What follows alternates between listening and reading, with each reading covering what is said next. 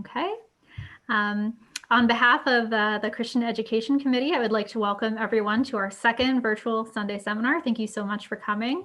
It is my honor to introduce Detective Lieutenant Ryan Weber of the Hackensack Police Department. He's going to be leading us on a discussion of how to prevent scams and give us some useful information on that. So without further ado, you may take it away, Detective Lieutenant Weber. How you doing? My name is Ryan Weber. I'm in charge of the detective division here in Hackensack. In Hackensack Police Department, we have about 100 police officers approximately. We have a juvenile investigative division, a narcotics investigative division, and then a general detective division, which is what I'm in charge of. I'm going to share my screen and start the presentation. Mm-hmm.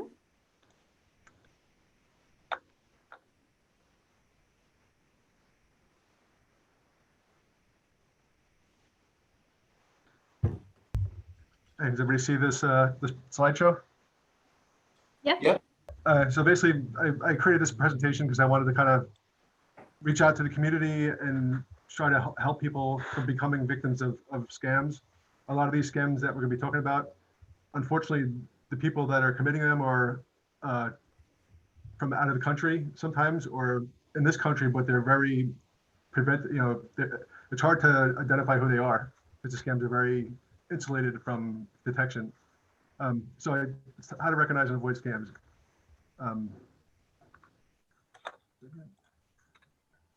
Detective Division Hackensack. I'm in charge here. I have a Sergeant, Frank Tripodi, who's born and raised in Hackensack. We have 2 squads. They alternate between days and nights. Any case that comes in, anybody that files a police report, and it's something that a detective needs to investigate, will get assigned. I will assign to one of these detectives. The different types of scams that I'll be talking about today are phishing, imposter scams, robocalls, and card cracking.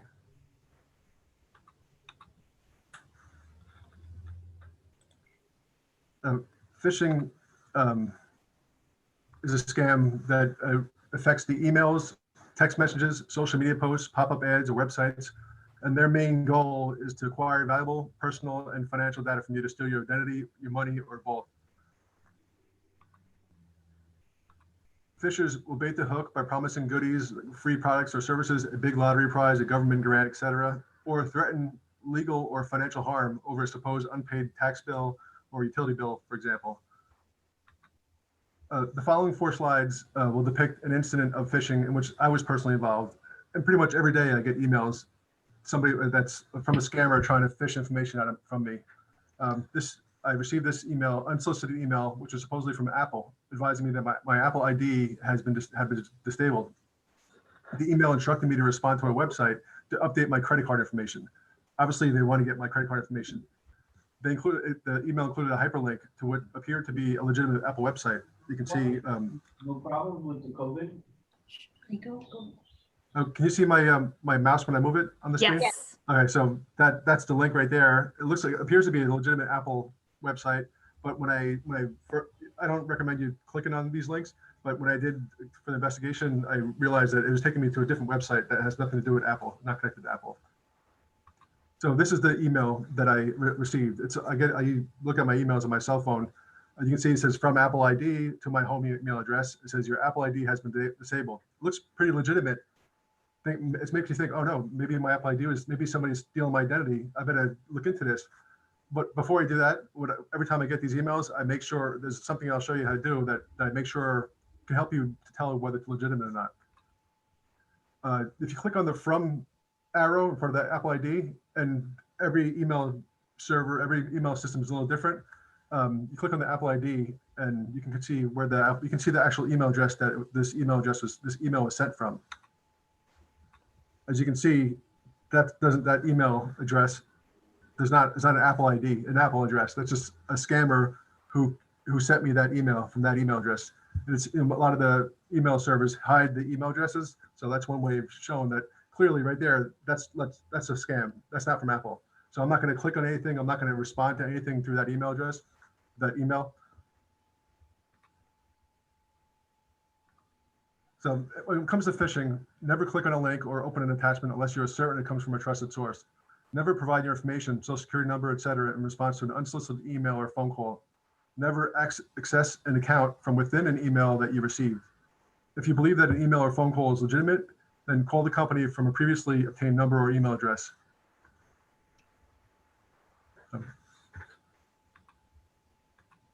The next thing I'm going to talk about is imposter scams. Sorry if I go through this quickly. I'm a fast speaker, so I usually speak pretty fast. If you have any questions, don't hesitate to ask, or you can send a chat through the Zoom program. Imposter scams. Scammers pose as someone or something else to try to convince you to send them money. This is by far the most common form of fraud reported to the Federal Trade Commission. The agency logged more than 647,000 complaints in 2019. For the year, victims of imposter fraud reported losses of $667 million. The scam generally starts with an unsolicited phone call, email, text message, or social media message. Con artists impersonate people and organizations you would ordinarily trust or at least hear out. The most common scams involve government agencies such as Social Security, Medicare, or the IRS. The message is usually urgent, that a bill is overdue or an account has been compromised. They will sometimes threaten loss of service or arrest if money is not paid. One of the imposter scams that we have experienced here in Hackensack is the loved one in distress scam, or the bail scam. The unsolicited caller tells the victim that their loved one has been arrested or has been in an accident and they need money. The caller usually impersonates the victim's loved one and will provide some type of excuse if the victim states that they don't sound like their loved one. The caller will then attempt to get the victim to give them money. In one of the cases that I worked on, the caller sent a delivery driver to the victim's house and picked up the cash. In another case, the caller provided wire instructions. In the third case, the caller instructed the victim to obtain gift cards and then asked the victim to read the numbers on the back. Once these suspects have the number on the back, they don't need the card. Once they have that number, they have all that money. They can just transfer that money from that card to another account. And then they transfer it, and at some point it winds up in another country or somebody's account somewhere, or somebody uses the card to buy other gift cards. So it's so hard to track the money. Once the caller gets the money in any of the mentioned ways, it's almost impossible to track it. Especially with the gift cards, as far as I know, there's no legitimate businesses that would ask a customer to purchase gift cards to make a payment. That's rarely heard of. I've never heard of it except from a scammer. So if somebody calls you and you believe it's a legitimate company, right when they ask you to get gift cards, I wouldn't believe them, and I would assume it was a scam and then hang up. The following is an audio clip of a real scammer who was attempting to get the victim to wire him money. As a background to this clip, so on this day, the day before I made this recording, the victim actually got scammed, and it was a bail scam. He received a phone call, and the person on the line said that his son was in an accident, and the other person that he got to the accident with was a very politically connected person who was pregnant.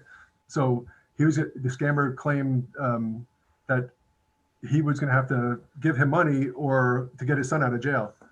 So in that situation, the day before this recording, the scammer sent a delivery driver to the house and picked up over $5,000 in cash from the victim. The next day, after this scammer already got over $5,000 from the victim, he called up the victim again and tried to get him to wire money.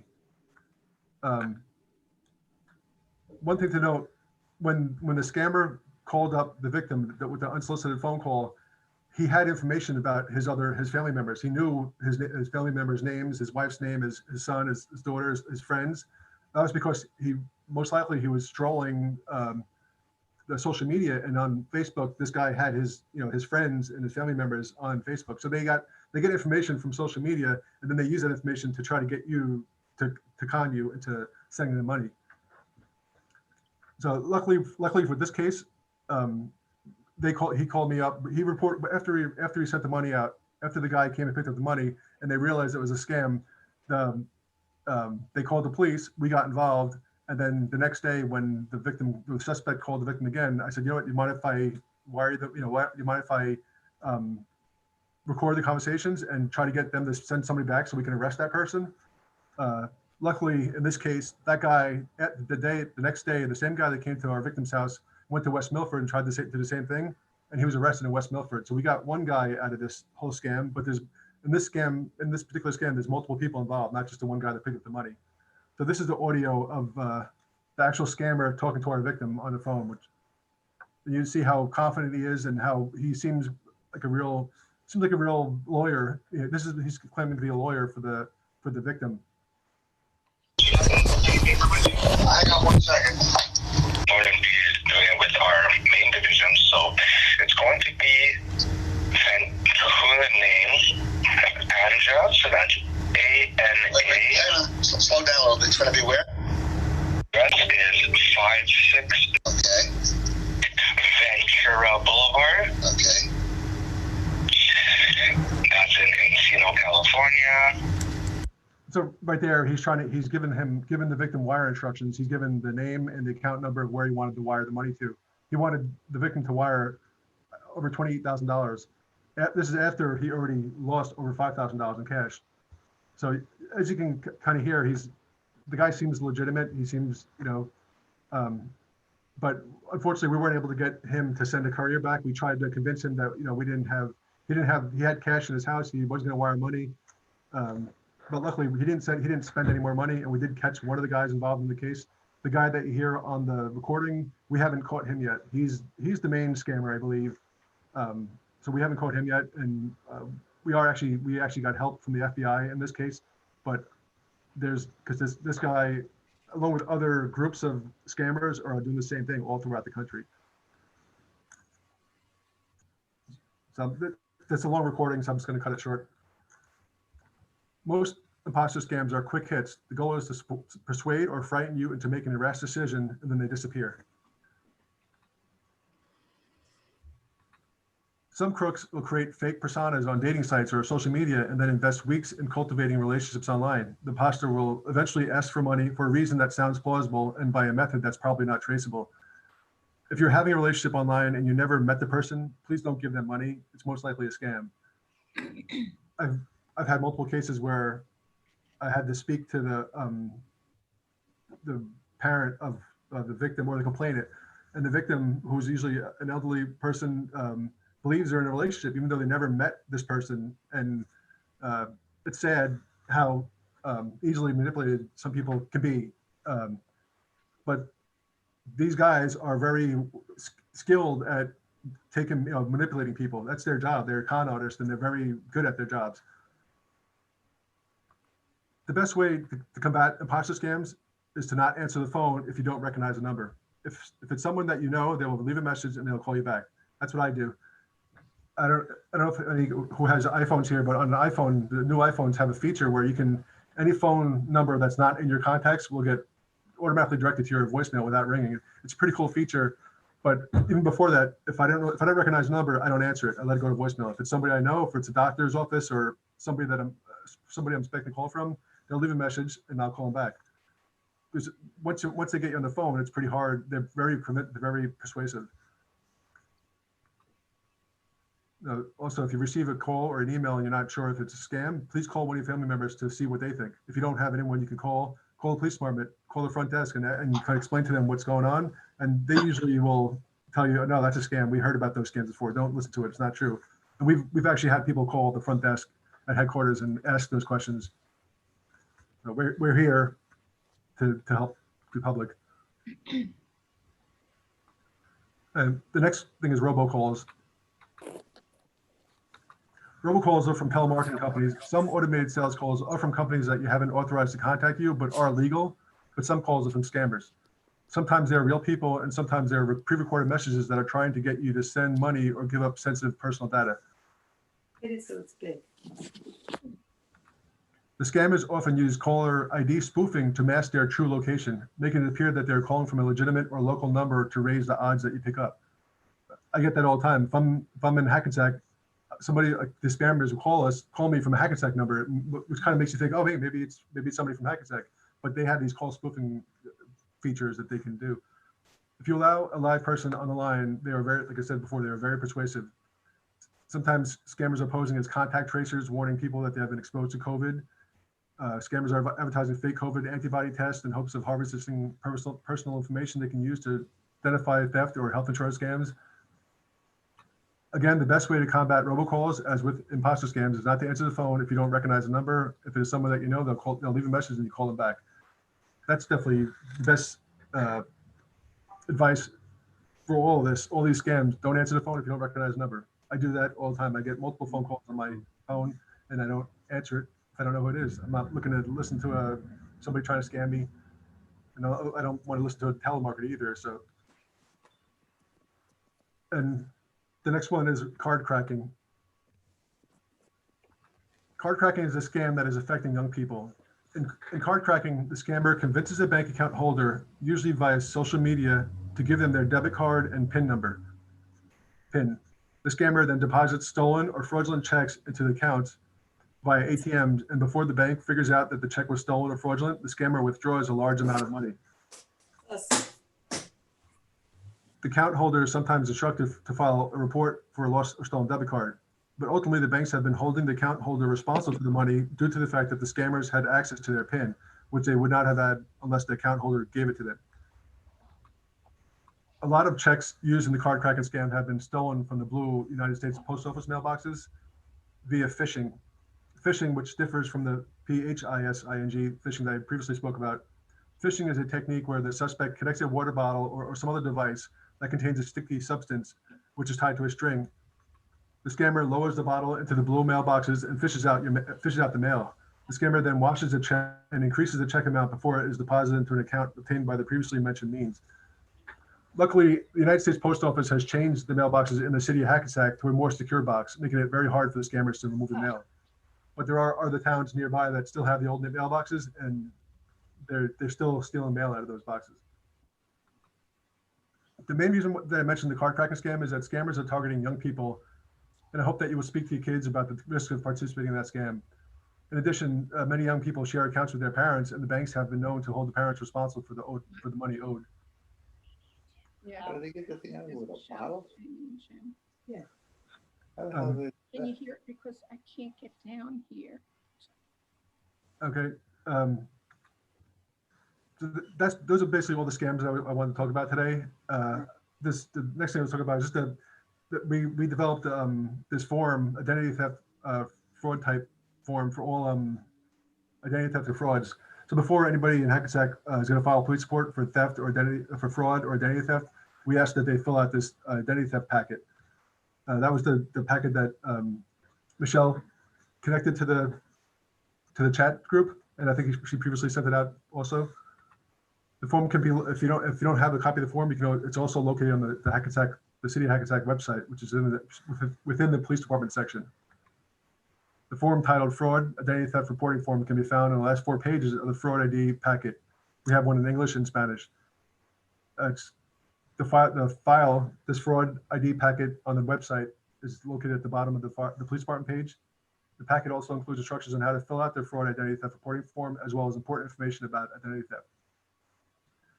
Another thing we do in Hackensack to try to get information out to residents of Hackensack, we have social media. We often update our social media sites with scams that are happening in our city or other things that happen in Hackensack. We have a Facebook account, a Twitter account, and an Instagram account. If there's if we got multiple phone calls about the bail scam, we'll put something out on that. We got a lot of people that are leaving their doors unlocked, their car doors unlocked in town, and this is happening all throughout Bergen County and New Jersey. People are leaving their doors unlocked, and a lot of groups are coming up and checking door handles. If it's locked, if it's unlocked, they go in there and steal stuff in the car. And some people are even leaving their keys in the car, and they're stealing cars. And then these cars are being stolen and then driven down to Newark and all other areas and being used to commit other crimes like robberies and shootings and shoplifting and stuff. So I would definitely recommend don't leave any keys in the car or leave the door unlocked. Yeah, like Dave does, he just gives the keys in the house, tell everybody to come in, and they go to sleep. This is something I found in reference to coronavirus scams. These are some it's information. Avoid online offers for coronavirus-related vaccines or cures. They aren't legitimate. Be wary of emails, calls, and social media posts advertising free or government-ordered COVID-19 tests. Check the FDA website for a list of approved tests and testing companies. Don't click on links or download files from unexpected emails, even if the email address looks like a company or person you recognize. Ditto for the text messages and unfamiliar websites. Don't share personal information such as social security number, Medicare, and credit card numbers in response to an unsolicited call, text, or email. Be skeptical of fundraising calls or emails from COVID-19 victims or virus research, especially if they pressure you to act fast and request payment by prepaid debit cards or gift cards. Ignore phone calls or emails from strangers urging you to invest in hot new coronavirus stocks. Good thing. Some of the information I obtained was from the FTC website, ic3.gov, FBI. Some of the information I obtained was from the AARP article called "Beware of Robocalls, Texts, and Emails." That concludes the presentation. Also, you also have another type of scam where I have people coming to my door asking for my account information for PSE&G, saying, oh, do you know that you are owed this refund, this, that, and the other thing? And I tell them, this is private property. You have 5 minutes to leave or I'm calling the cops because this is a scam. And plus when I called PSE&G, they said that these are scams. They actually go to your house trying to get your information that way. Yeah, that's definitely, in Hackensack, we have if somebody wants to go out and solicit, if some business wants to go out and solicit, go door to door to try to sell their services, like Verizon or PSE&G, wherever, they have to register with the police department. So if somebody comes to your house, you can call the police department, call the front desk and say, yeah, we have somebody here stating they're from PSE&G. Do you guys, can you send somebody over, or can you check your list to see if this person is registered with the Hackensack Police Department? That's one way to check that. But you're right, there are a lot of people who come to door also. Mm-hmm.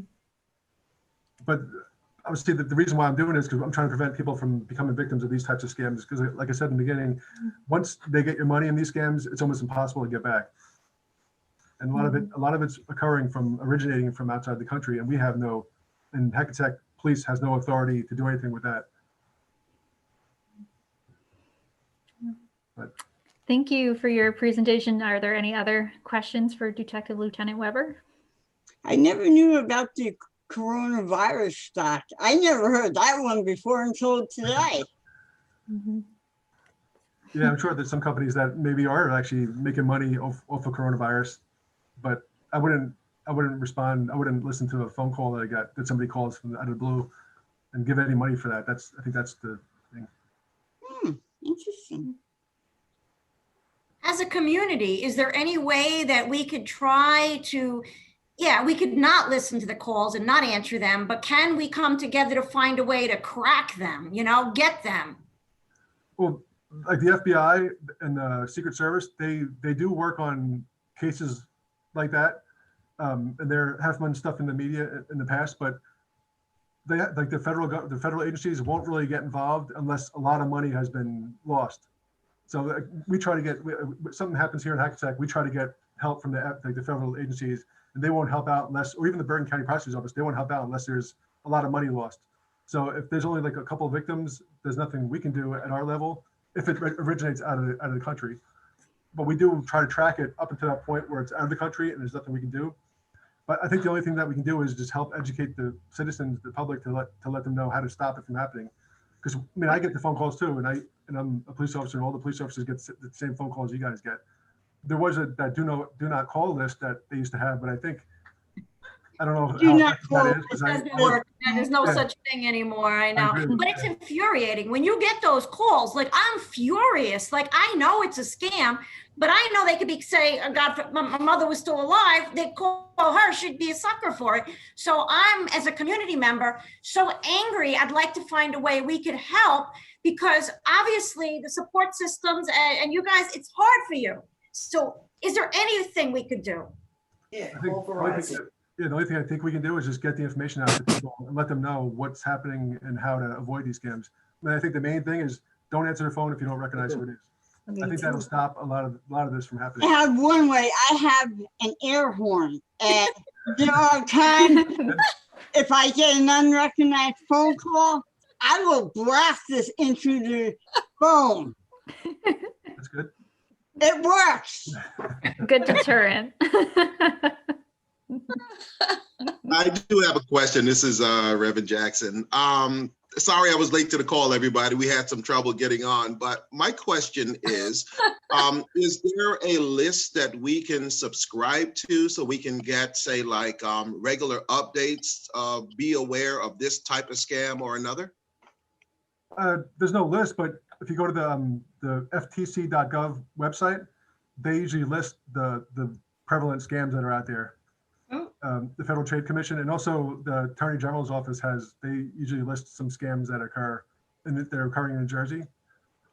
But also in our website, in our social media sites in Hackensack, we'll kind of put out there stuff that's happening currently in the town, some that with calls that we get. So that's something, but as far as I know, there's no list. It's just there's different websites that you can go to and keep checks of and see what's out there. Great, thank you. You're welcome.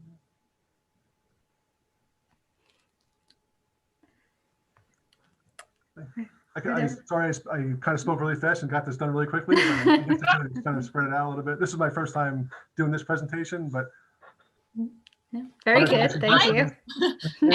As a teacher, I just have to tell you, you were triple fast. You've got to slow down.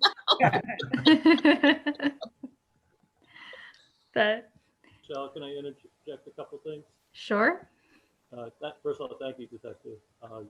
You brought up a lot of different things. I'm in IT, so I have to deal with phishing all the time. There's many times in my company where people just click on whatever. Right now, big problem where they impersonate an email as well, and it looks like it's the owner of the company sending you an email, send these gift cards, or give me your password, and people just gullibly click on these things. So I think the best information is to get the education out there. So we do right now like sample scams on our own people so that we collect the information. We know who to retrain in my own company.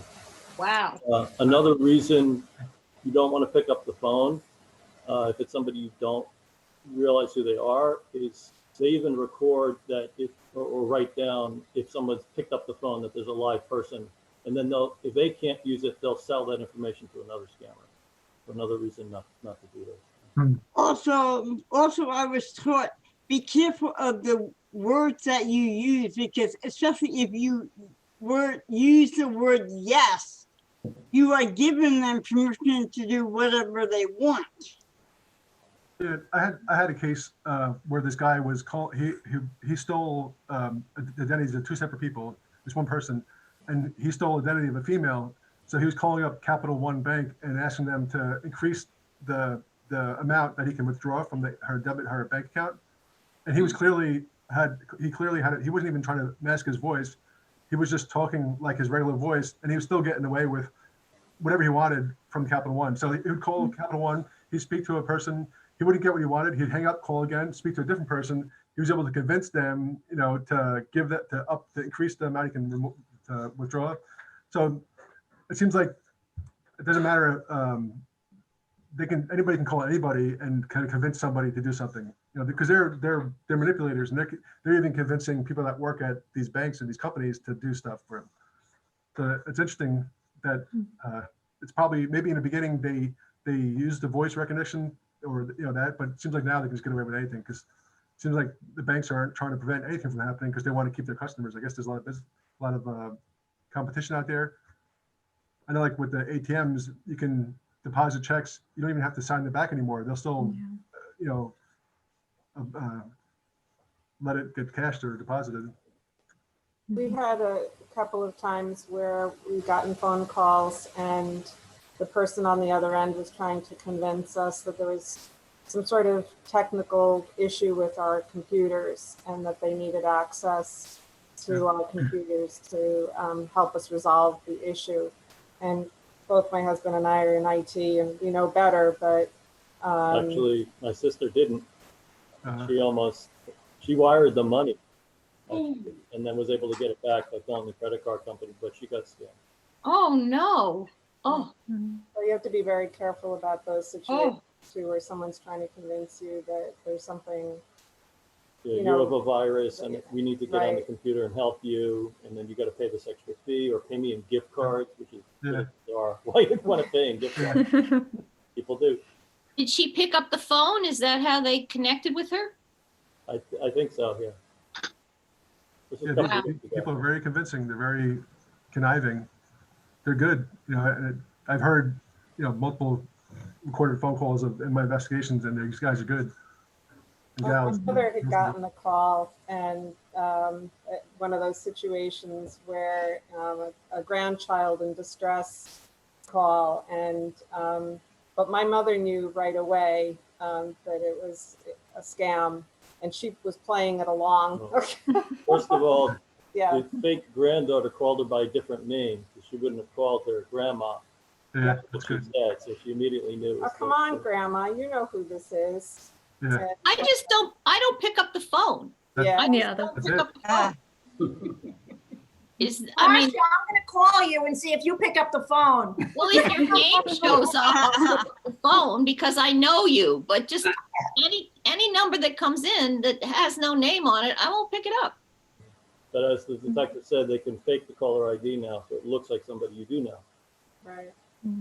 I even had my own phone number call me on my house phone. Oh, yeah. Yeah. It's just like, excuse me? Yeah, that's definitely not me calling me. Yeah, a lot of people have had that one. Yeah. Here's my question. How is the government allowing this to happen when they're infiltrating our system? I don't know. I don't know how they can stop it with all this new technology. I don't know if they can stop it. You know, I don't know. I So don't know. I Gary- wish you knew. Gary, you're telling me that even if I know the name, it may not be the person? Yes, they can fake a caller ID. They can So fake then, an email address. so then are you never supposed to pick up the phone now? No, I think if you have somebody you know, you pick up the phone, and then once you realize it's not who you know, you hang right up. You know, It's getting a little better. A lot of That's rare, times yeah. on Verizon, you'll get a likely scammer or likely. Yeah, scam I've gotten in those. the caller ID, so they're getting a little better, but the best thing is to be wary. But if it's somebody's name and I pick it up and it's not them, I don't like the fact that they knew that I answered the phone. that's rare. I think that's a rare one. At least in my experience, it's rare that they're going to call you from somebody on your contact list. It's possible, I guess, if you maybe clicked on a link or something, then they got access to your phone somehow. But mainly, it's numbers that are similar from the area that you're in my experience. Yeah. It's more likely they're gonna fake a company. Yeah, in the company. An 800 number Most likely to from answer the the phone from. When you talk about technology and social media, a friend of mine told me, stay away from the deep, dark web. Can you explain more to what that dark web area is all about to us? I know that there's an area on the internet that's accessible through different ways, and I'm sure Gary, I guess, Mr. Shrine, I guess he can probably explain better. But all of your information is probably on the dark web somewhere. Every company, pretty much every company out there has probably been hacked at some point. And like Target and the FBI was hacked. You know, all these big companies have been hacked, and the information is sold to the dark web. And at some point, our information is probably going to get, you know, brought into use by the scammers, or it's going to be bought by somebody. So one good thing that we recommend, especially if we become a victim of identity theft, and that packet that I sent you, that information is on there. You should probably get a copy of your credit report at least once a year. You get a free copy of your credit report once per year from each of the three agencies. So it's definitely good to check that every once in a while. And they do have different identity theft companies that will protect your identity. We have to pay for that. But you do get a free report every year from each of the agencies. So it's definitely good to keep on top of your credit. Because at some point, you know, our identities probably was stolen, and it's just a matter of time before they get our information, to use our information to create an account or open up a credit card or something like that. So. One of the interesting scam calls that I just got recently was with regards to my prescription medication. So some person called me up literally about 3 or 4 times from a number that seemed legit. And then they were trying to convince me that my medical provider had authorized them to contact me to put my prescription medications through their company. Long story short, I found out that it was a scam. Thankfully, I didn't do it.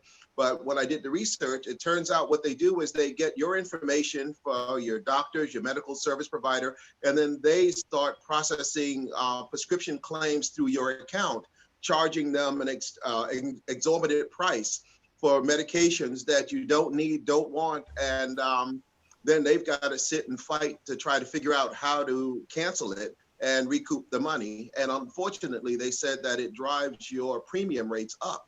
So that's another one to be aware of. Yeah, these scammers are multiple steps ahead of us at all times. They always come up with this new scam that we haven't realized that it's out there yet, unfortunately. But a lot of them are common sense, and I think a lot of us can recognize them. But for the people that don't, I think, hopefully some of the stuff that I said will be helpful for them to stop, prevent it from happening. It's usually an emergency with urgency. So you'll get a fake call that says, you forgot to come to jury duty. You could pay the fine now, or the sheriff is coming to come arrest you if you don't pay me the next hour, or your taxes are due, or any of these other things. They want to do something very, very quick, so you don't have time to research it. Yeah, and also with those bail scams, they'll say, don't tell anybody that, that, don't call your son, don't try to reach out to your son. You have to make a decision quickly. They try to scare you into making that quick decision. I guess the one that always gets me is when they tell you, like Gary said earlier, about how they want you to pay your fine or pay your bill using some form of a gift card or an iTunes card. And I'm like, that makes absolutely no sense, because I've never had to pay my Social Security or my tax bill with an iPhone card. I normally have to send them lots and lots of cash. Yeah. and all they need for that is the number on the back. If you just show them, give a picture of the number on the back, or tell them the number on the back, then they have your money. That's that quick. Wow. Recently, this happened a couple of weeks ago, and thank God it happened on the weekend.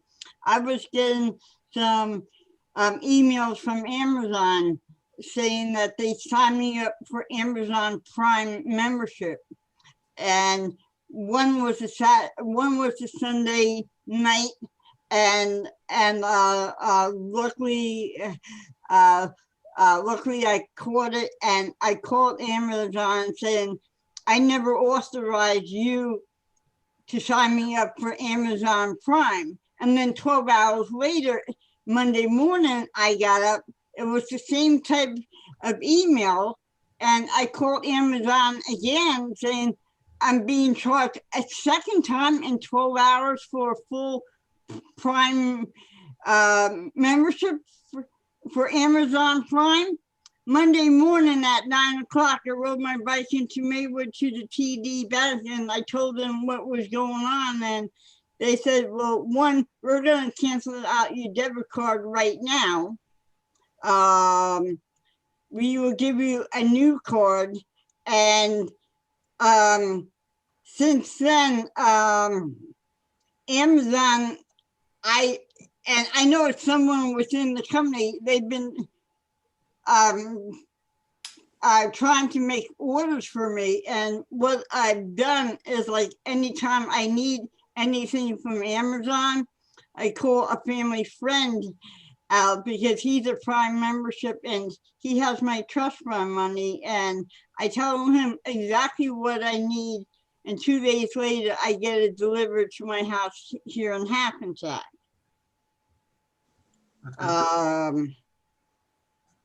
It's like, I don't have that type of money to be a Prime member.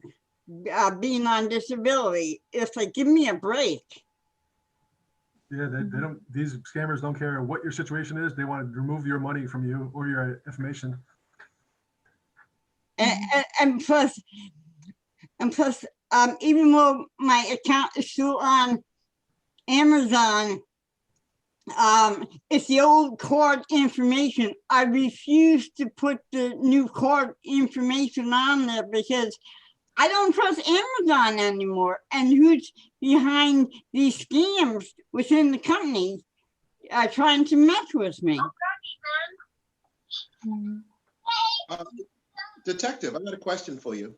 Sure. With all of these delightful new smartphones that we have, most of them want to store your financial information so that you can make quick purchases, like credit card information through like Sony, Samsung Pay, and some of those other ones, Zelle accounts and such. Do you have any advice on how we can use those things securely? I use them actually. I don't have any. I use like a Zelle to transfer money to my kids, or that's through my bank account.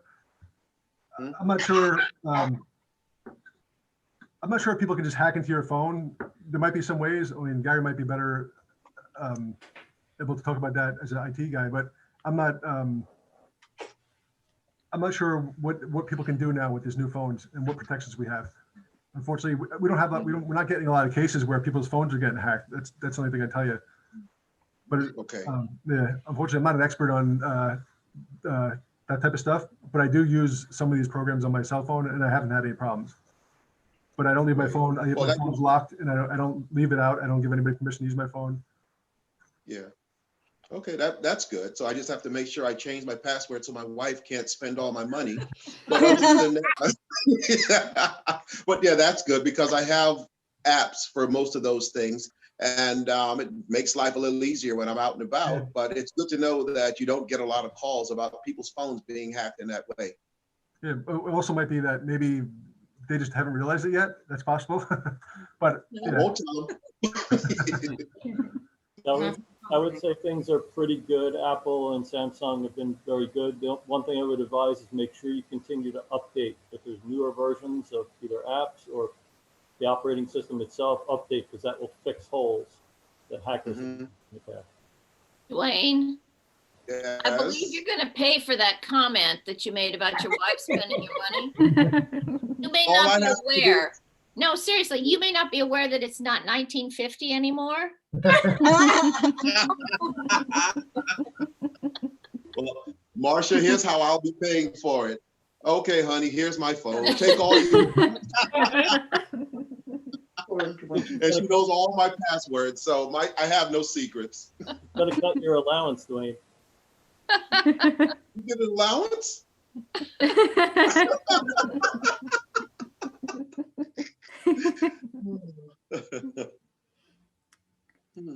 The other thing that I thought was interesting is when I get those scam type phone calls that seem to appear with legitimate numbers, what tends to happen is when you pick up and you say hello, there's like this long pause before the voice comes on. And it's usually in that pause time when I say hello, hello, goodbye, and I hang right up before I hear a voice. yeah, I think a lot of those callers are like in call centers, and they're just making multiple phone calls. And wait, when somebody picks up, it takes some time to, I guess, connect to your number to your phone and answer. It's the handoff of the robo-dialer. The dialer is dialing thousands of them, and then it only connects you to a person when the phone call picks up. Those aren't necessarily scams, they're just annoying sales. So yeah, some are legitimate. Yeah. One, I find it a little odd sometimes, like, I've had a number of calls from the IRS telling me that I owe them money, but it's always from somebody with an Indian accent. So I'm just like, Exactly. Yeah, they are out of the country. There any other questions for Detective Lieutenant Weber? This is very helpful for us to learn. I'm glad you felt it was helpful. And hopefully I'm trying to reach out to other members of the community and see if they're interested in hearing the presentation. The senior centers, when the COVID's done and we can go in there and kind of give it, because I don't think they have access, a lot of them don't have access to the internet like this. So maybe when the COVID dies down, we can start going into the senior centers and give that, if this presentation in person. And also, we normally do our Sunday seminars live. And so, Michelle, if you want to consider having a future one when we can assemble again to have the detective back to do a live presentation, I'd love that. Sure. Okay with that? Cool. All right. Well, thank you everybody for coming. And I'd like to offer, if we could give a little hand to Detective Lieutenant Weber. Thank you so much. Oh, Thanks for having me. Thank you. And for anyone, I know there were several people who had issues connecting, but we've recorded this call, so we'll be posting the video or sharing it so people can get the information that they missed. So I'm going to Great. stop recording now, but if anyone wants to continue speaking and conversing over the Zoom call, you can. thank you. Thank you very much. Guys. Thank Welcome. you. Thank you, Michelle.